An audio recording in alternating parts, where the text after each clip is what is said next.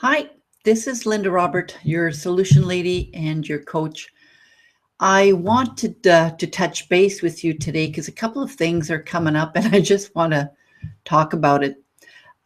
Yesterday, I was having a conversation with my son and we were talking about success. And he was saying that he doesn't feel very successful. And I wish I could tell him what I'm going to say now, but the words just don't come up so naturally when I'm with some people sometimes. Success is how we define it. Sometimes we allow or we get influenced by the culture we live in and the people around us.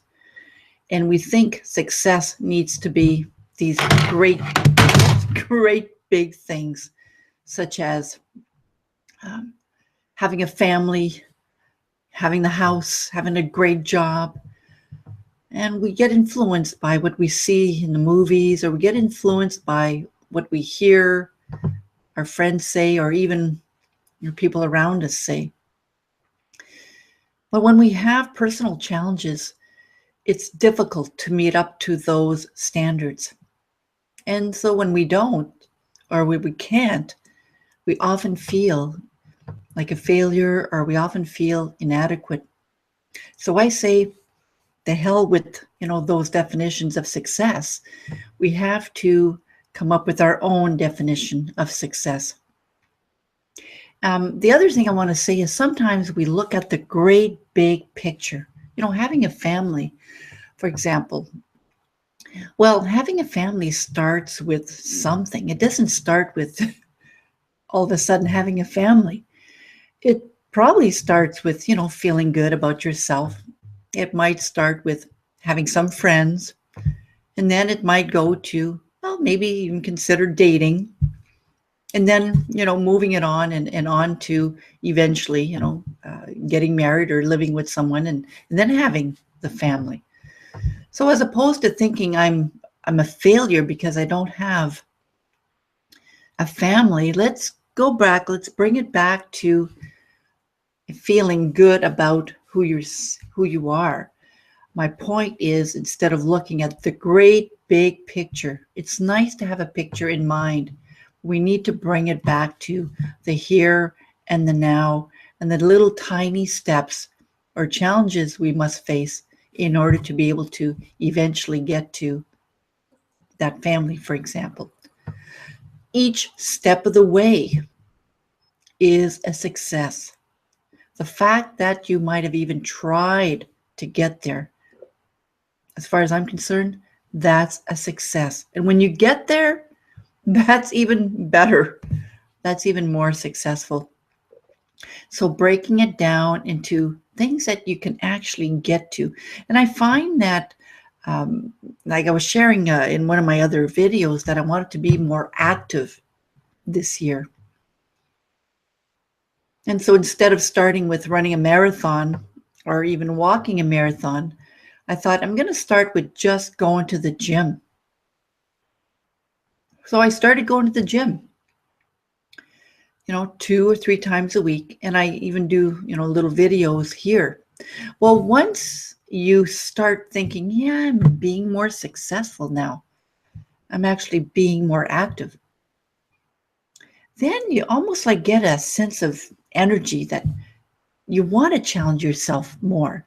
It's time to start thinking of maybe the half marathon. I'm using that as an example here in my case, because you only get the momentum going when you start. You got to start with one step, and then next thing you know, it's like, yeah, this is starting to feel good.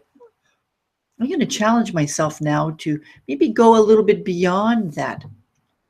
Last night I did a video on, it was an evening yoga. And I had just done a small 20-minute fitness video, which was nice and easy for me. Then I did this evening yoga. Well, let's back up. I saw this evening yoga and I thought, yeah, perfect way to end the night. Well, it was a little bit more than just some deep breathing and meditation exercises. So, halfway through, it was a 30-minute video. Halfway through, at 15 minutes, I'm going, oh God, I need to take a break because I was ended up by doing some positions that I'm really not used to. 15 minutes, take a break, and I'm going, no, you're going to finish this. I wanted to finish this. And although I wasn't able to do exactly what she was doing, I finished it and I felt good finishing it. So, stop comparing yourself to others. It's about you. It's about me in my case and what I was able to do and what I wanted to do. Right? So a success is challenging yourself and feeling that sense of accomplishment. It doesn't have to be anything major, anything big. You want to start small. So that's one thing I wanted to share with you. And the other thing that I've noticed is I shared in another video that I was making some changes in my life, that I wanted to be more active, and that I wanted to stop doing certain things that I was doing. So just a small bit of information about that. I've noticed that once you allow yourself to stop doing certain things because you don't want to do them anymore, you don't have the energy to do it, and you have, that desire just isn't there. You might hold on to that forever. It took me a while to make that decision to let that thing go. But once I did, and once I allowed myself to grieve that change, that loss, it really opened up more space and more opportunities and more energies for other things that I wanted to do. So one of the things I want to share with you is, what are you holding on to? Like, is it that fear of what am I going to do without this one thing? Is it, I'm not sure how I'm going to be able to now live without that one thing? Or is it, I owe this thing to other people other than myself? There might be all kinds of other questions you can ask yourself. The bottom line is to make a decision, and then living with the consequences of that decision. I'll give you an example of a decision that I made recently. I have been wanting to go on a trip to Europe for a long time. It was a dream of mine, but I just couldn't figure out how I was going to do it because I don't like traveling all that much by myself. So I heard my coworker recently talk about her trip, that she's planning to go to France for 1 week and then Spain for another week. And I'm thinking, God, this is something that I wanted to do for a long time. I decided to kind of bite the bullet in a sense and, look into pricing for this trip that I had in mind.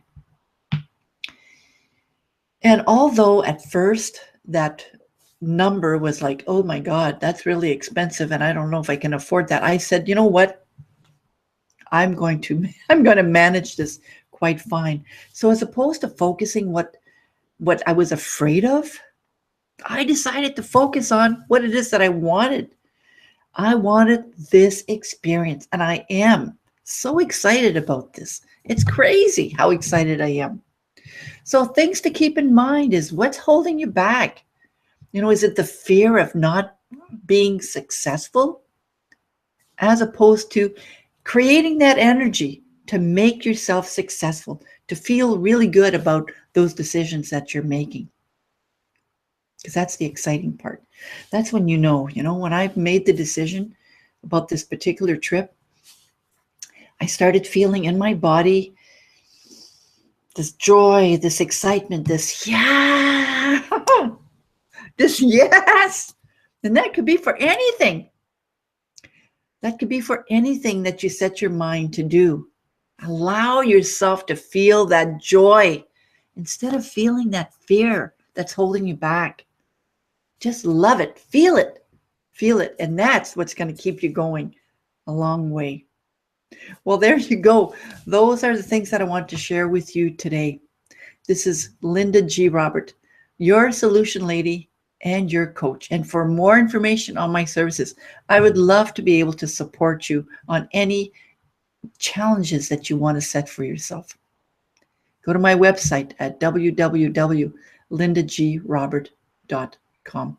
Bye. Have a great day.